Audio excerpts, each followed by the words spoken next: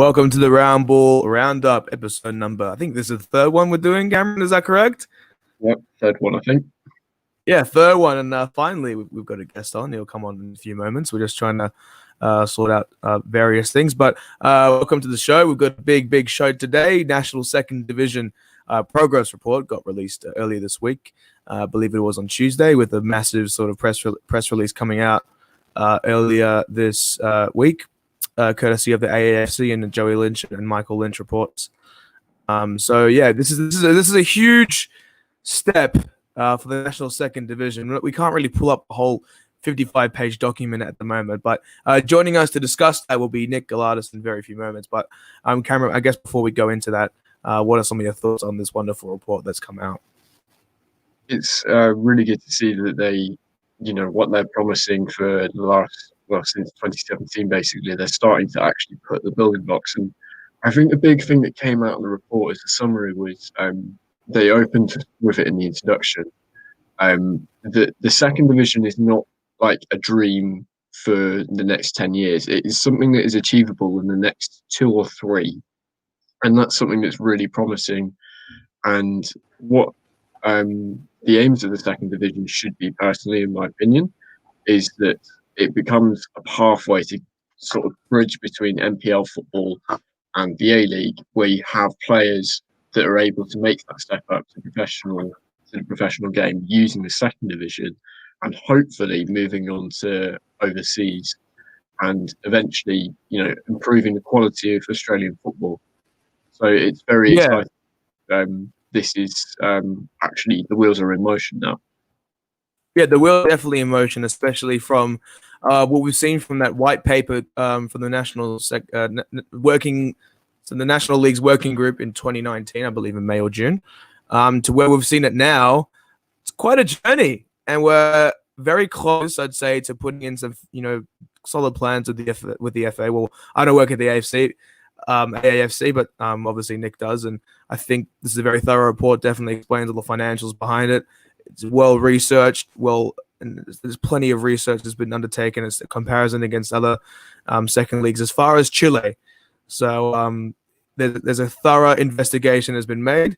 And keep in mind, this is not the final one. There will be one final report released around Easter time, I believe, to be sent to the FA at around April.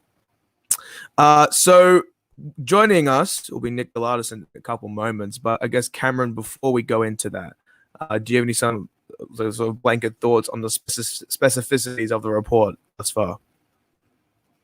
Yeah, they particularly had a lot of focus on proving that the financials were something that could be achievable for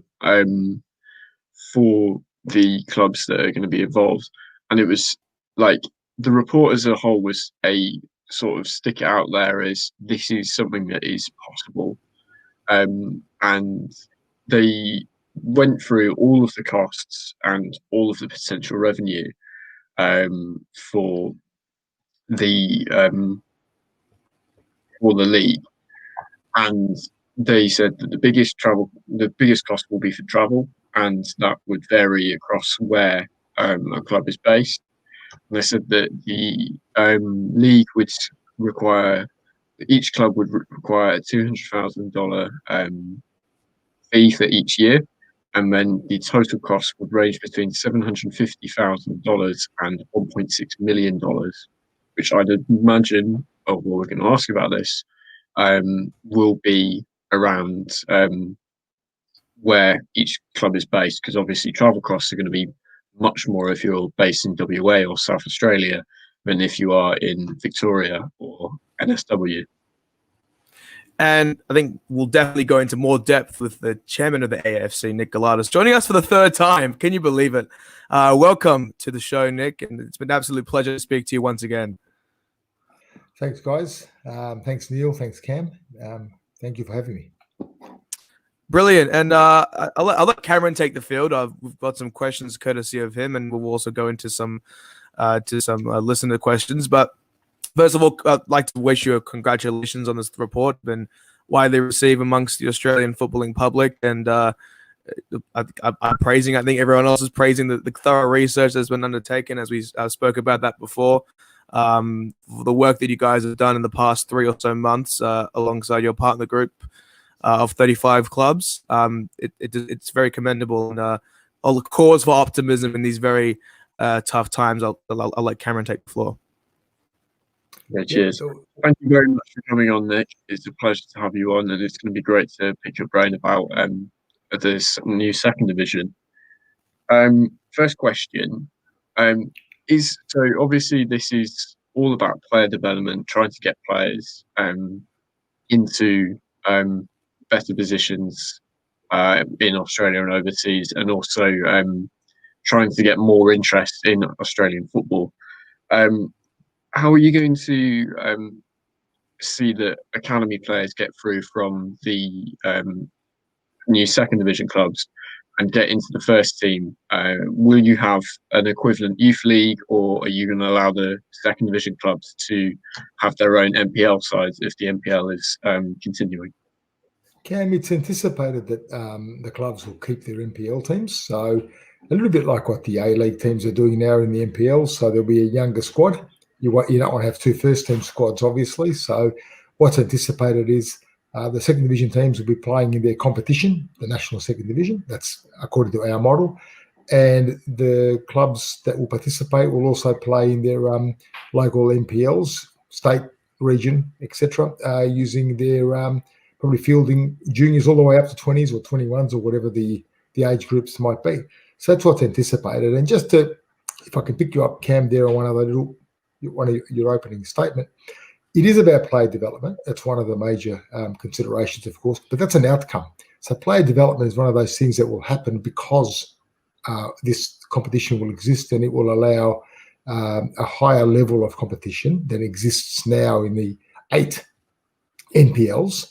But mostly it's about club development first. So what we want to do in this country, and what we think we're missing from our perspective, is more strong clubs. We've got some, we could do with more, so that players at all high levels can find somewhere to play. So we saw in the A-League until recently, when the money's come out of it a little bit, but young blokes couldn't get a game. Young players couldn't get a game because clubs could pay with their salary caps for players that were at a level that were higher than exists in Australia. So you couldn't get in. If you're a young player in the NPL, unless you're exceptional, no one's going to pay you a salary of $100,000 or $200,000 or $300,000 that they might be able to afford, and therefore bring an experienced player in from somewhere, be it a returning international Australian player or an overseas player. So that gap existed and exists for the young players that don't get a game. So we think if we have this division with 12 growing to 16 teams, there's a lot of places. I mean, do the maths. How many extra places for young players? And not all young, of course. We don't have that many. Even if it's 100 good young players getting their game at any given point in time in this division, and we think it'll be more, but let's say it's just 100, or all of a sudden it's 100 players who are getting minutes at a high level. That's what it's about. But that won't happen if you don't have strong clubs that can deliver the competition and deliver crowds, and therefore deliver commercial opportunities, income, to professionalise the league as we progress. So first, it's about building a club base, building strong places for these players to play. And once you've got that, the players will come. The players will come through. That's the program. That's the aim from our perspective. Thank you for that. Perfect. I guess I'll go on to a listener question that we have, courtesy of one of our listeners. A report says kickoff will be summer 22 or winter 2023. And the question is, why not just align with the NPL seasons and kick off in March to April of 2022? It's still going on, but given the pro-rel relationship with the NPLs initially, and with the A-League rumored to switch to a winter season anyway. Yes. Well, that's probably what will happen, Neil. So as far as, to answer your listener's question, that's what's likely to occur. We're looking at this from the perspective of Football Australia, and it has said publicly and openly and clearly that it wants to align the calendar, and it wants to have a football calendar incorporating all its competitions, and it's looking like it will move the calendar into a winter season. It's not settled as far as I can tell and as far as has been announced, but it looks like it's the preference of Football Australia. And if that happens, that suits us. We will align with that. We have no intention of doing anything different to what Football Australia want in that respect. But we've looked at winter, we've looked at summer, we've looked at advantages and disadvantages available to clubs in both because we don't know yet what's going to happen. But to answer the question, it looks like it will align with the winter as a winter season because that's what Football Australia looks like it's going to do. Definitely. Cameron, you can take the next one if you like. Okay. How are you going to look at the squad registrations with regards to, firstly, foreign players, and secondly, are you going to have marquees like in the top division? Probably not. we're not looking at. This is the second division, and when you say a marquee, it's almost a contradiction in terms of a marquee for a second tier. I mean, a marquee sort of connotes the top. That's what the word sort of means. So we haven't looked at it at that level. This is a progress report, guys. We haven't looked at marquees, I've got to say, and the expense that goes with them.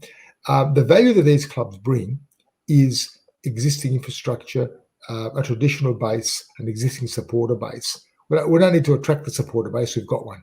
All these clubs have got very strong supporter bases, when I say almost, and can attract supporter bases. They're embedded in their communities. They've been there for years.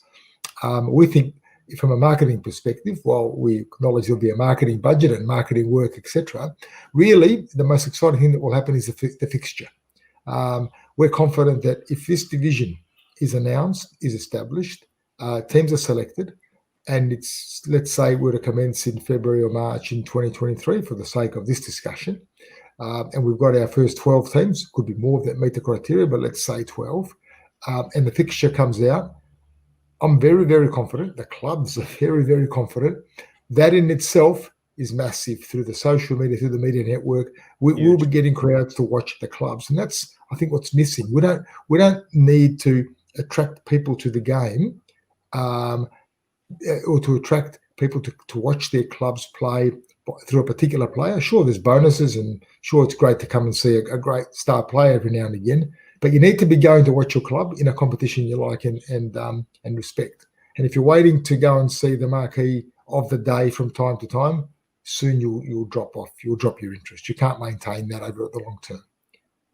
And I think that's definitely what I think that's definitely what the A-League has shown in recent years with the influx of marquee players, and sort of the interest has waned over several years since. And we've got another question from Troy Chandler. With the current expectation of the National Second Division being a semi-pro division, which I think is a brilliant move to go for, are there any expectations that this will evolve into a professional league in line with the A-League over time?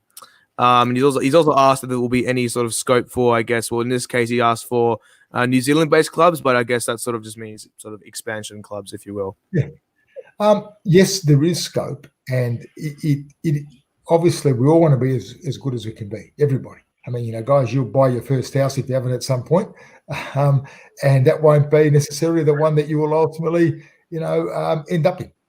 You hope to improve as you go. You might buy a small flat to start with based on what you can afford. And, when we're talking in 20 years, you might be living in a different place with a family. So we want to grow this league, but it won't grow if it doesn't start, and it won't grow if it falls over at the beginning. And it can't start at a particularly high level because it's a second tier level to start with. And it can't start at a level which the clubs that will participate in it can't meet. This is just basic 101 stuff. And right now where we are is a commencement at a semi-pro level, with a view, hopefully, if it grows, and as we think it will, with a view to growing to a potentially professional level. But in a professional environment. So what we're talking here about is having a very strong club environment with infrastructure around it, with facilities, good governance, a strong commercial base. So everything about the club is professionalised. The players playing in it won't necessarily be all full-time professional to start with. And remembering also that if we were to start in a couple of years, because we don't have the second division yet, who will play? You got to look at who are the players going to be. So the players exist presumably. They're not going to get born between now and 2 years' time. They exist and they're playing. So that a lot of them are not, necessarily 2021. A few of them might be 25, 26. They want to play. They're good players. The people want to come and see them. The existing supporter base want to see them perform at a high level. So a lot of them will have jobs. And it's difficult to sort of to say, right, yesterday we didn't have a football second division professional. Tomorrow we do. So, Cam, I know you're doing quite well in the broadcasting field and you're 25 and you're doing, but look, drop all that and drop that side of things for the next 2 or 3 years, go full-time professional football. Now, that won't happen immediately and it's not the right thing. But over time, if you're coming through as a 16-year-old and you're seeing this as an opportunity, you might give it a go as a full-time professional. And there might be, and hopefully there will be, sufficient young players to sustain this sort of division on a professional basis. But we need to evolve that over time rather than just drop it into the environment and say, here it is, let's make it work. It doesn't happen that way. Sweet. Cam, you can take the next one. Yeah. How are the promotions from the NPL leagues going to be to the second division? You said that in the report that there will be 4 teams added to the league, hopefully, over the first 4 years by one promotion from NPL. Is that going to be a similar sort of playoff system as to how they decide the NPL champion now? Potentially, we haven't settled on that. That's part of the one of the areas that we're consulting further on. The manner in which that promotion will happen has not yet been settled. We're wanting to speak to all the member federations. We're wanting to speak to, of course, Football Australia about this, and there are a number of ways that can be done, and we just have to be careful about what the implications are in each and how teams leaving a competition like the NPL are administered by the member federation in each area, and teams coming back into it, how that will link and how that will work. Some work needs to be done on that. So we've set the model up, but the transition and the mechanics of teams coming in and out, we need to talk a little bit more about that with the member federations in particular, who are at the moment charged with running the NPL competitions. So the finals system is one.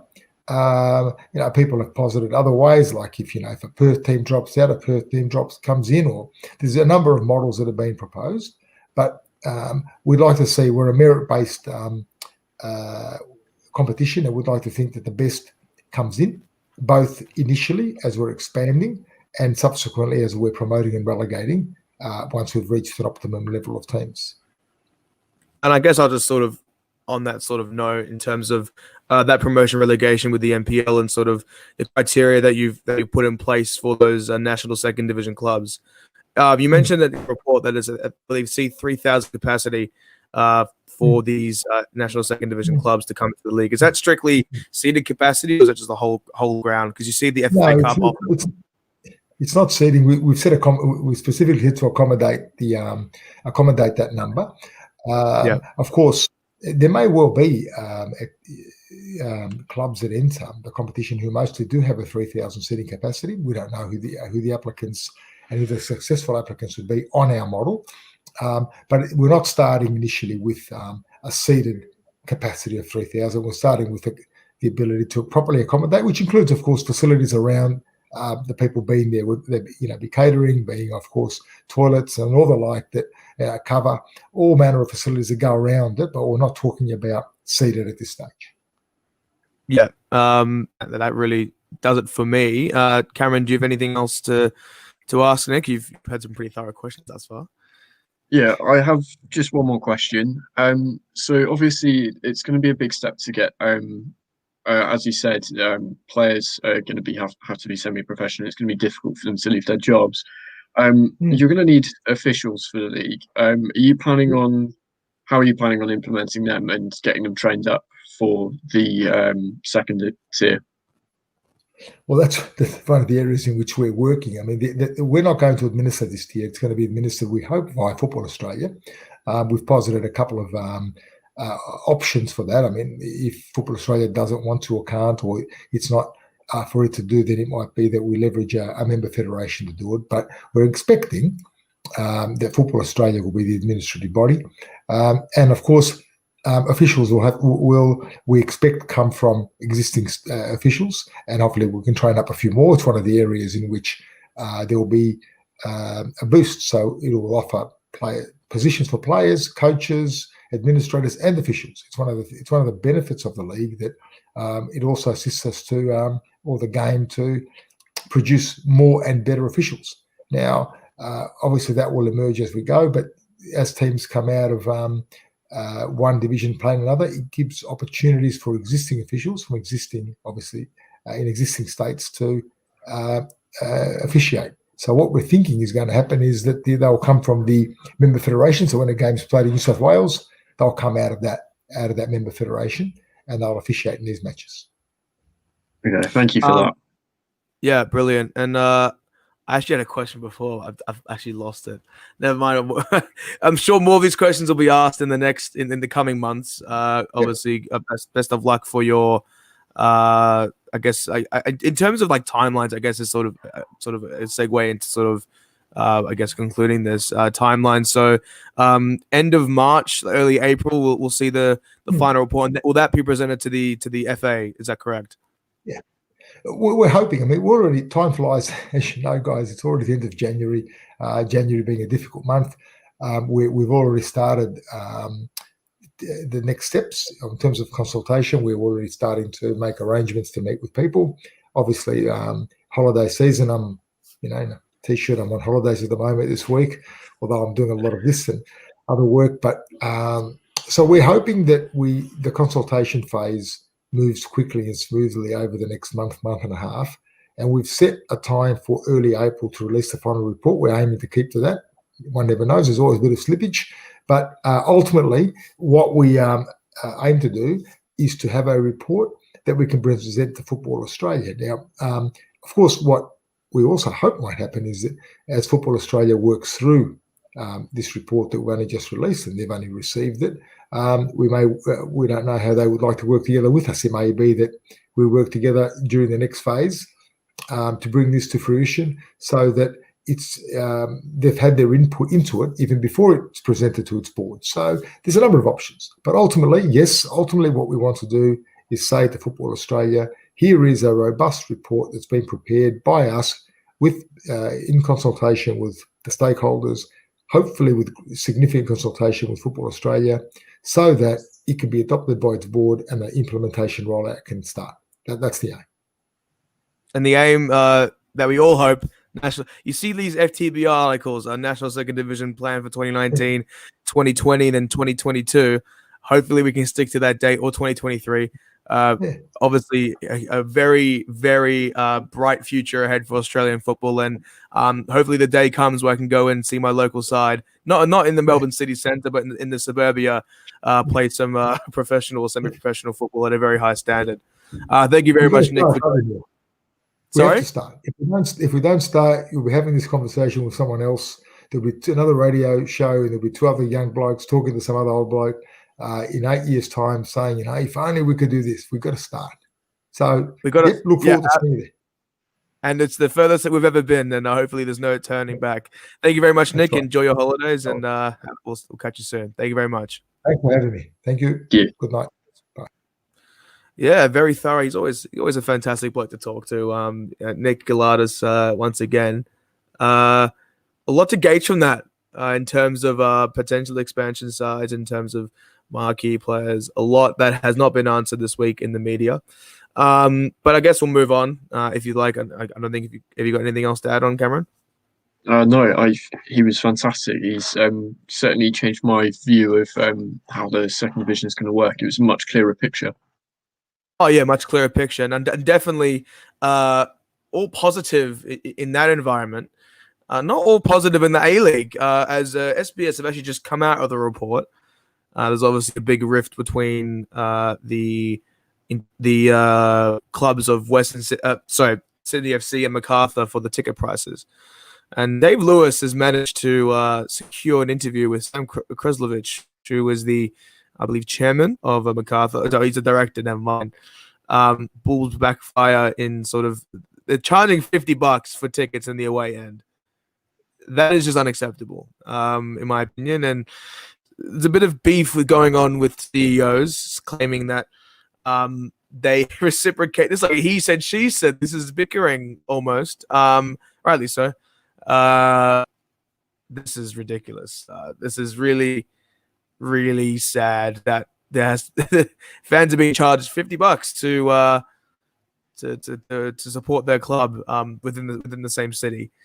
You only have 171 tickets available out of a possible 700, and I think restrictions will be eased next week. This is extremely petty.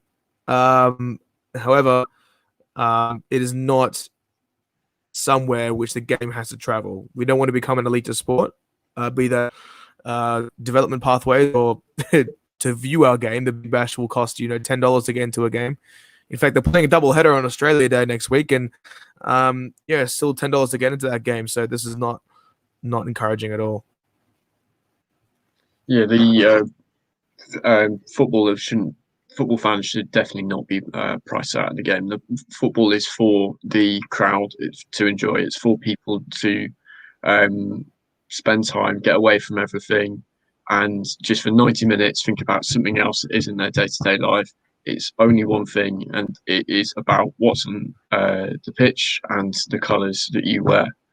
There's absolutely no way that you should be pricing people out of that. It's ridiculous what MacArthur are doing. Absolutely ridiculous. But something else that's absolutely ridiculous. If you're not familiar with football Twitter, there's a bloke called Fabrizio Romano. He's probably the best football insider transfers man in the industry at the moment, Sky Sports and Guardian journalist. We were greeted to a tweet from Fabrizio Romano this morning. There's a January transfer window. He's obviously going to be up and about. There's actually a very good Bleacher Report video on Romano just perusing around Italy and Milan, going to all these hotels and whatnot. Liberato Cachace, the Wellington Phoenix, former Wellington Phoenix left back who moved to Truden, where Kevin Muscat was head coach there, if you don't remember, in about September. He's going to Juventus. That is pretty much they're interested in him, which is mental, absolutely mental. I don't care if it's for his under 23s team. This is mental beyond belief. Liberato Cachace to Juve. Would we have expected? I mean, apparently he's started the past 16 games, every single minute. And I'll tell you what, I would not have expected this about 6 months ago, wouldn't have I? I don't think Cachace would have expected it 6 months ago, but here we are. This is a huge move, and it's proof. If we go back to the second division, this is something that we could be seeing more of in the future if we give that pathway to players through a second tier club. And it's absolutely brilliant that Cachace's got that interest alone. Even if he doesn't go to Juventus, he's linked with the top clubs in Europe, and that's something that we can aspire to as a league. Definitely something that we can aspire to, and someone who's actually already at a top tier club, who's actually undergone a lot of injury troubles in recent years. It's our golden boy Daniel Larzani. He's not from New Zealand. He's one of our own, and he's 22 years old now. He's not a bright-eyed 19-year-old anymore. And he's undergoing a lot of troubles with Utrecht. Manager last week, obviously decreeing that he was not good enough. He didn't really stand out their expectations, or they apparently, according to him, underperformed. And this week, obviously, SBS reporting that he's linked to AGF Aarhus, a mainstay for Australian players. Mustiamini recently departed the club. Zach Duncan's there. Alex Gersbach is there. Not promising at all. Yeah, it's getting a bit crowded over there. You would have wanted to see him stick it to our higher league, but I personally don't mind too much if he's going to ADF, because at the end of the day, he's 22 years old. He's slowly transitioning from golden boy to and now leaning towards failed golden boy. Really, he's sort of become anonymous in the last 3 years, whether that's been because of injuries or because of lack of playing opportunities. Funny First and foremost, he needs to play. He needs to play. So absolutely, if he's going to ADF to play, I'm fine with that. And it's funny you say that because another one of our former golden boys, if you will, Panos Amanakis, who was at Udinese and Watford back in the day. He's 22. He's the same age as Alzani. I think he actually may be younger. Let me check. Oh no, he's definitely young. He's definitely older by about 8 months. But regardless of the fact, Panos Amanakis was at Udinese, Panathinaikos, and there's Resulta Wagram, who he just scored a goal last week. He's getting more minutes than he's getting at the moment more minutes than our actual golden boy. I think this is very upsetting that someone like Alzani is unable to gain consistent football at a club, which, in my opinion, he should be starting most games. Patrick Van Zweig obviously came out, I think, a couple months ago and said that, he will break into the first team there, and I think he got an assist in one of those games. Obviously, he hasn't met their expectations. They've actually have changed managers. I believe the old manager moved to Genk. So I think it's very worrying to see Alzani not get consistent minutes, and then it all sort of hampers back to this conversation. Does he go back to Melbourne City? I look at the wingers on the weekend, which we'll talk about, and I just think, wow, they do not need to be hampered by Daniel Alzani of all players. You got like Stefan Kolakovsky and Marco Tilio, who played fantastically against West United. I mean, move to the A-League, please. Get consistent minutes here. I mean, it's in its brightest days in many years. However, this is not the time, I think, for Daniel Alzani. I think he should stick it out in Europe, not at a level of Denmark, though. Yeah, you got to remember we've got an Olympics coming up that Graham Arnold is going to need to select a team for, and at the moment, with Alzani not having played regular football for about 3 years now, he's not a shoo-in by any means for the squad. And there's lots of players, even in Australia alone, that are playing more regularly and probably better at the moment than Alzani, and it's just disappointing that he's completely fallen off like that. Well, I mean, it was encouraging to see him start come off the bench. I mean, we obviously hope that he would actually progress there, but it's clear that he hasn't, and it's obviously not always his fault. I mean, I believe Craig Moore and Kalach came out this week saying he may have an attitude problem, which might be something that must be addressed. But many issues, to address in the coming weeks. But we have to hope this gets sorted out before the window closes.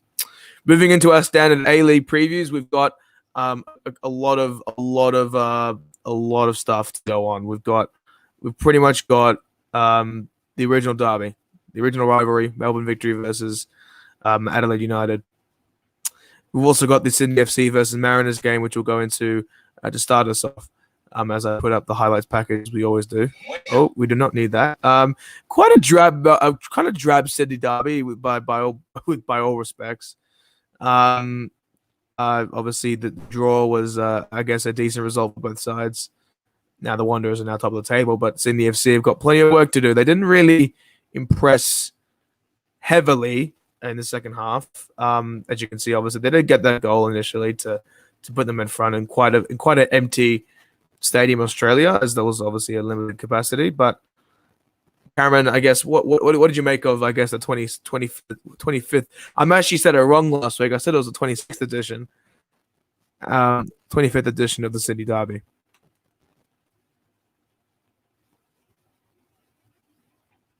Oh, he may have cut out. But anyway, Sorry, I'm still there? Hello. Yeah, so the Sydney Derby was a little bit underwhelming in the end, both off and on the pitch.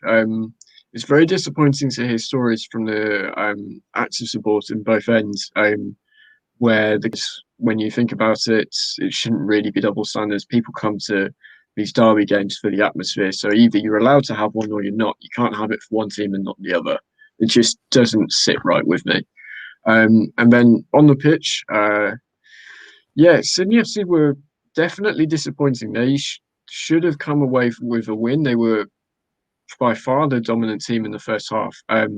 But, Western Sydney grew into it in the end and were more than deserving of their equaliser bar Andrew Redmayne's brain fade. That was not a brilliant moment for one of the most consistent keepers in the year, in the league. Come on. He has a kid on the way. Cut him some slack. No, I'm just joking. But, like, you know what? I think, underwhelming is probably the best result. I mean, I was in the pub watching this one, and I can't say it really captivated my attention. I mean, I wouldn't say the rain delay of the Gabba would have been any better, but, a goal's a goal, and I think an equalizer is equalizer. So Western Sydney would be very happy to get this result. Pretty reflective, I guess, where both teams are at the moment, to be honest.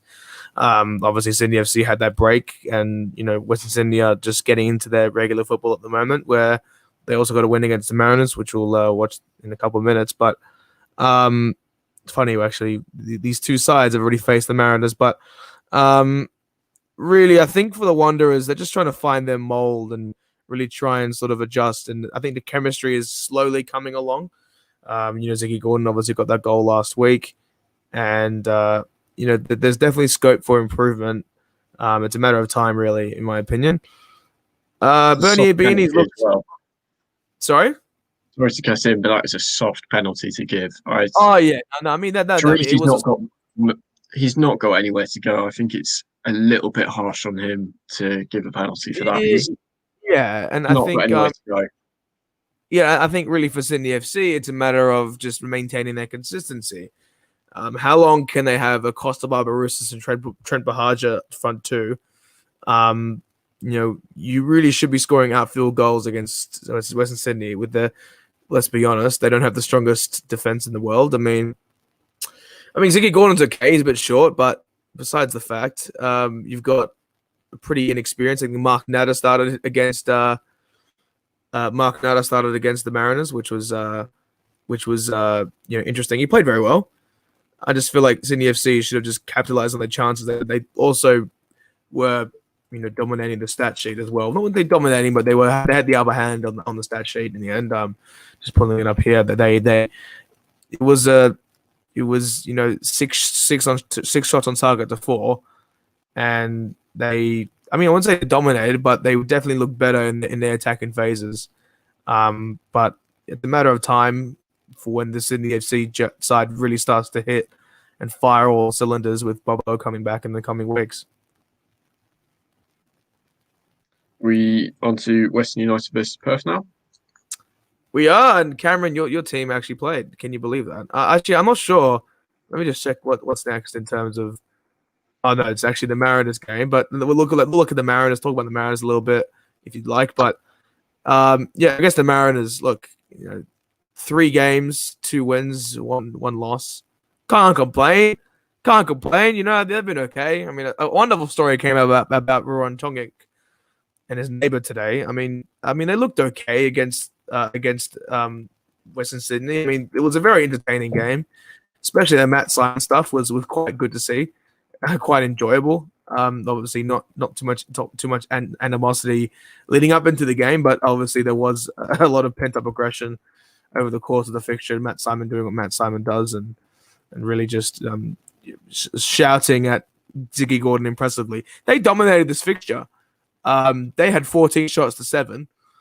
And they probably should have got a goal, but possession was well Western Sydney's, and I think the inexperience of the Mariners really sort of caught up with them today. Well, on Tuesday. Yeah, on Matt Simon, it's a little bit ironic that he's berating his former teammate that left Central Coast Mariners for a Sydney club when he left Central Coast Mariners for a Sydney club himself. Although, yes, I get the circumstances different, but ultimately, that's what it comes down to. Even though the circumstances are a bit strange, if you've got a better offer at a different club, if you're looking after yourself and for your future, you're going to move, aren't you? It's not purely down to club rivalries. I think really it's a matter of just look.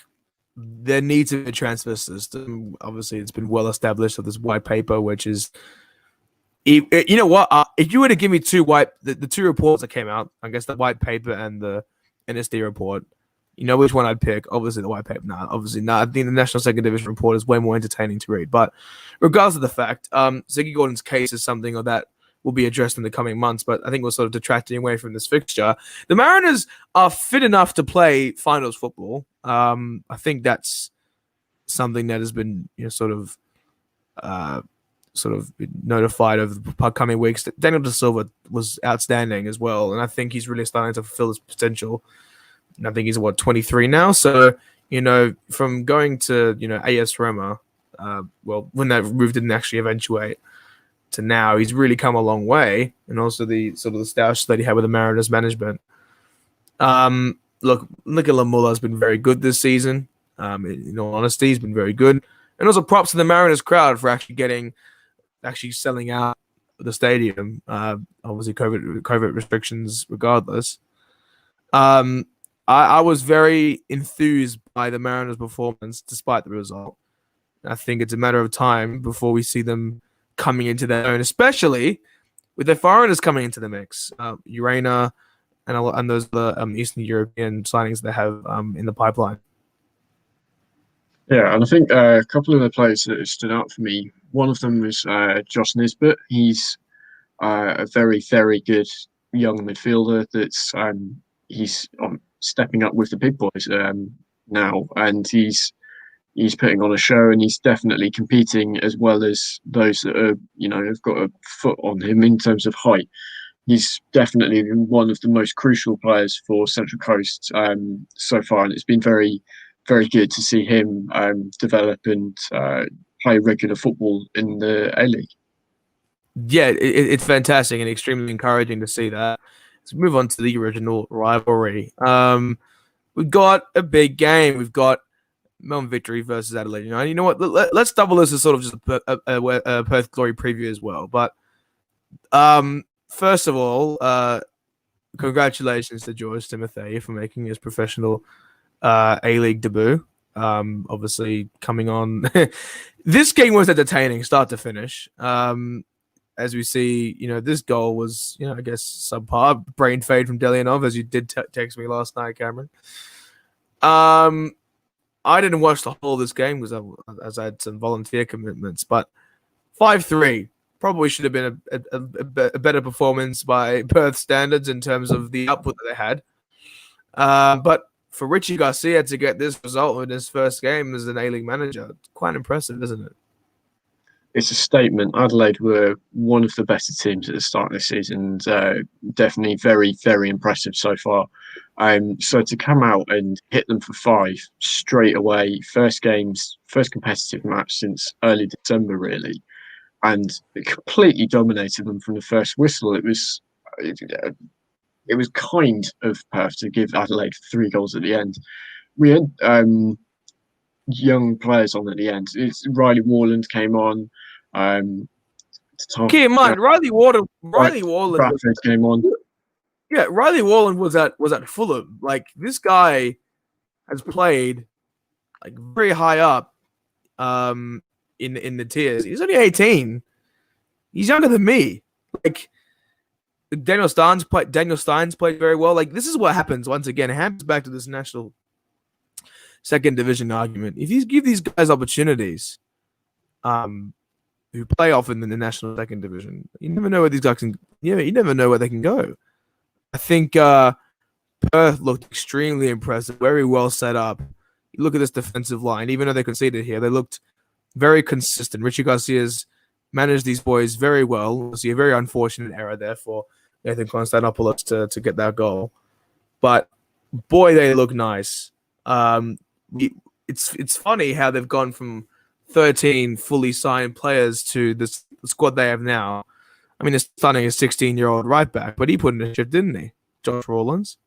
Josh Rawlins is just fantastic. It's like he's been playing 5 or 6 years, playing every game, week in, week out. I can't speak highly enough of the players on the pitch. They were absolutely outstanding.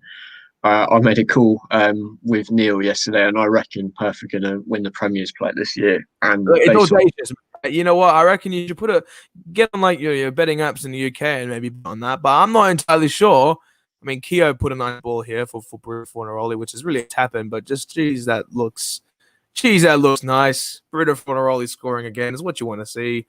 Andy Keogh back in Corneroni the and league. Keogh in the same team shouldn't be Yeah, allowed. this is a disgusting attack. Like Two disgusting. of the Like best attackers in the league ever, playing alongside of each other in the best form of their lives, with Diego Castro, Chris Economides, Sebastian Langkamp, Kazuki Otter, Brandon I mean, like Wilson, really, that was poor absent from that defending, but game, and they're going to come back in the next few weeks. This is something that Perth fans should be really, really excited about, and I genuinely will stand by my claim that Perth will win the Premier's Plate this year.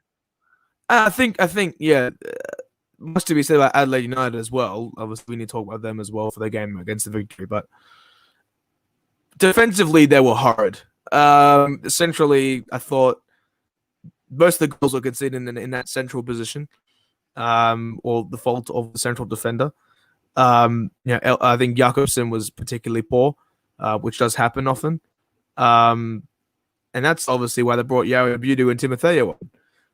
This is a very bad performance. And not because Ryan Strain didn't play, not because anyone else didn't play. It's really just because of lapses in concentration and like just the lack of flair that often which we saw in previous games. And admittedly, they did get a little bit lucky against City for the fact that they were very poor. I mean, there's glimpses of class we did see from this guy again, Mohamed Toure, scoring his second goal. And really, they came into their own in the second half, late in the second half, when they got these 2 goals, and they looked very good in those stages. I think really on the left side, especially those passes that were made by Timotheo and the likes of. And they did play well, and this is a well-worked goal by Ben Halloran. But there's a long way to go for Adelaide United, and I think this is hopefully sort of a one-off performance because it was quite dreadful.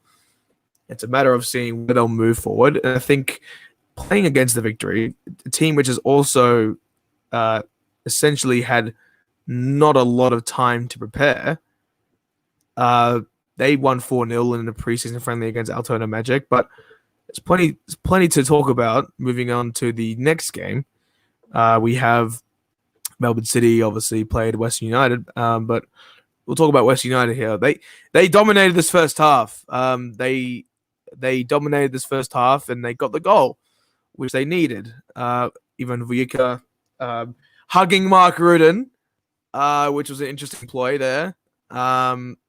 I wonder if that was a sign of anything regarding the sort of lack of communication between player and coach, which has been reported in the media. But yeah, this is a well-worked goal by West United, straight off the training ground. That's what you want to see. But what to make of West United moving forward? They've got a win, so they've got a draw and a loss. Not the most ideal 2 results that you would like at the start of the season, but where do they move now? Yeah, they have been one of the most inconsistent teams in the last season, and then obviously beginning this season. So a win, a loss, and a draw is pretty what you'd expect of them. On their day, they're one of the best teams in the league. On their not day, they are fairly abysmal at the back. Although this day in this game they were unlucky to lose this game. It was a fantastic goal by Noon to level it in the first half. But Western United have got a tough game against Perth, and if you're looking at whether they're going to be competitive this season, it's probably a bit too early to say it's a must-win, but it would be a statement if they got a win from that game. And I think as a minimum, they need to hold Perth to a draw to show any sort of promise this season. And most importantly, across the season, they need to hit a bit of form, get some wins in a row on the board, get like an unbeaten run going, just so they can transition from being sort of a mid-table, hoping to sneak into the playoffs, to the club that they could well be. They've got some very talented players in there. Guarachene, that started this game, was full of energy straight off the bat, having come out of quarantine. They can do well and challenge for silverware at the end of the season, as a lot of the clubs can do this season. But it's about getting.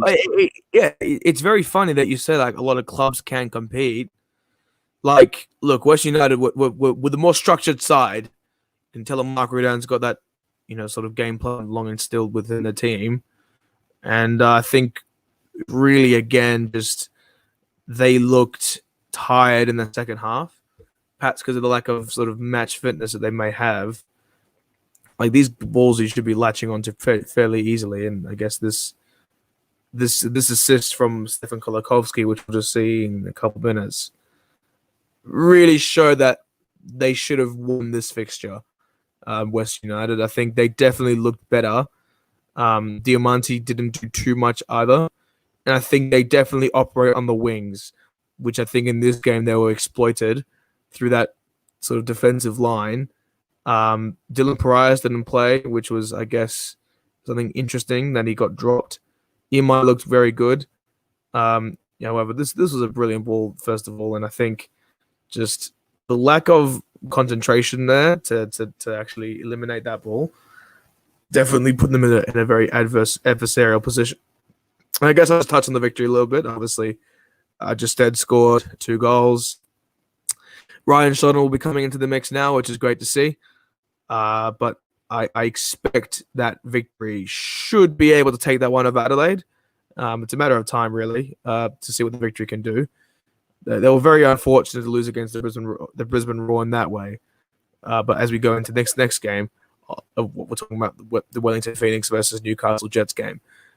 Boy, oh boy, are the Wellington Phoenix in a very interesting predicament. And I think you know why, Cameron. Is that right?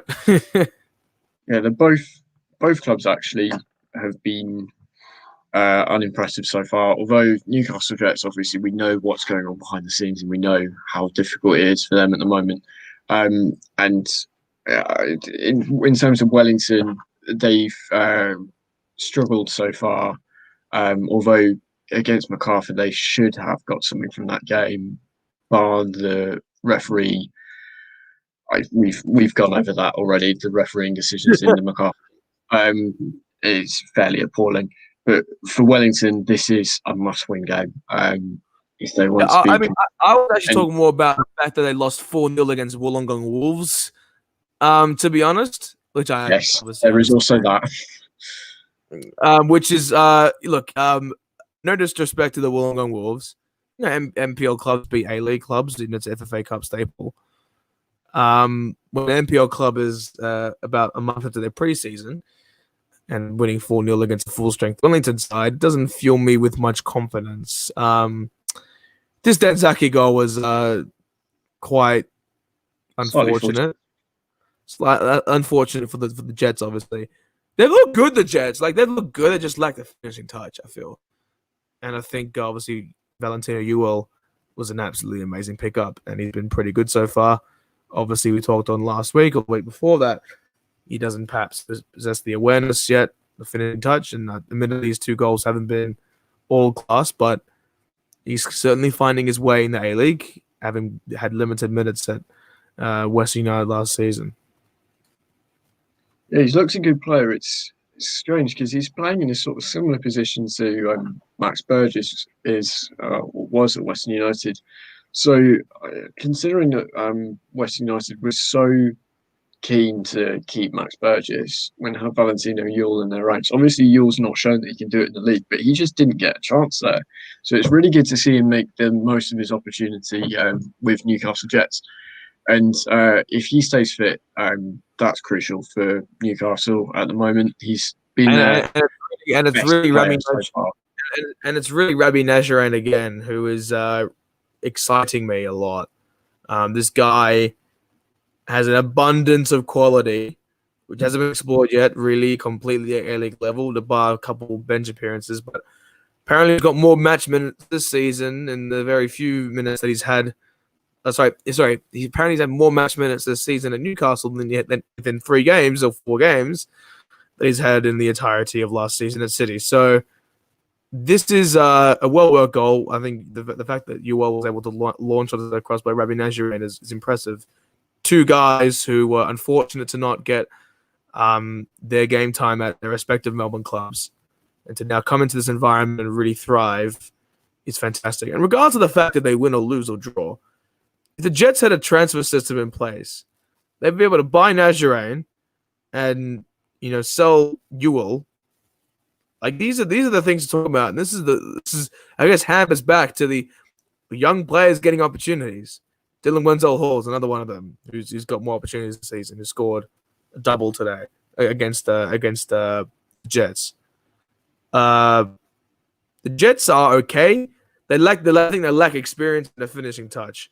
They've been plagued by an ownership crisis. If you give them a couple of weeks, I don't think they will exactly be as bad as everyone is expecting. Again, a well-worked goal from Brisbane as well. Yeah, as I said earlier, Wellington, this is a must-win game for them. If they want anything from this season, they have to show they can put teams. After letting MacArthur go, yes, they had a man sent off, but they should really be, backs to the wall, be able to stick them out, and they need to be able to see out games. So if they do get a lead against Newcastle, it's not a foregone conclusion. If they do get one, they need to stick to that. And Newcastle, to their credit, they did it against Brisbane. They did it against Western Sydney. As soon as they went behind, they push, and they do get goals. They do get the odd goal at the end. If a team like Wellington that have struggled so far, they're low on confidence. They've just been whooped by an NPL club. Wellington need to see out the game if they do get a lead, and if they don't win this game, that's that in the season. I don't think they'll be competitive. I think the clubs at the top of the league this year are too good for Wellington to drop points against Newcastle and expect and especially against a side like MacArthur. Yeah, especially a side against like MacArthur where they've been wildly inconsistent, and the fact that they weren't able to finish them off. Where they really had an abundance of quality moving forward, especially with like James Bagari and obviously their wing backs as well, really succeeding. Obviously David Ball put in that pretty good goal, but they played Sydney FC and they got beat 2 wonder goals, obviously that really put them in a very adversarial position. But why is someone like Mirza Muradovic, who's scoring, not get on the pitch the next game? Being used as an unused substitute? That's my question. It's a matter of time for both of these sides. Both of these sides, I think, also for the Jets, it really proves that they're able to withstand sort of the attacking force of the Phoenix and also make their presence known within the A-League. Perhaps get a result here or draw or whatever. Because I think they're in need of points. We all know that they probably will not compete for the finals football this year, but if they're able to get anything from this game, this will be a big confidence booster for the Jets. Yeah, I think that is all of the previews, or 4 of the games. And I think that might have been our biggest episode as well, in terms of length and in terms of stature as well. So, thank you very much to everyone who's tuned in. Obviously, we're building every week. We're going to bring on some big guests next week. We've got some big talks lined up. And yeah, just feel free to follow Cameron on his socials. Hopefully, I think he will be doing a write up this week on the Galatas stuff, which you can shop to whoever you want to. A-League wrap up. I see you watching this, so we'll see what happens there. But have a wonderful evening, guys, and we'll catch you on Monday, I reckon, for our first ever roundup show, which we will complete. Finally. I swear. Well, hopefully, I'm praying that we manage to actually get some like substantial content for that.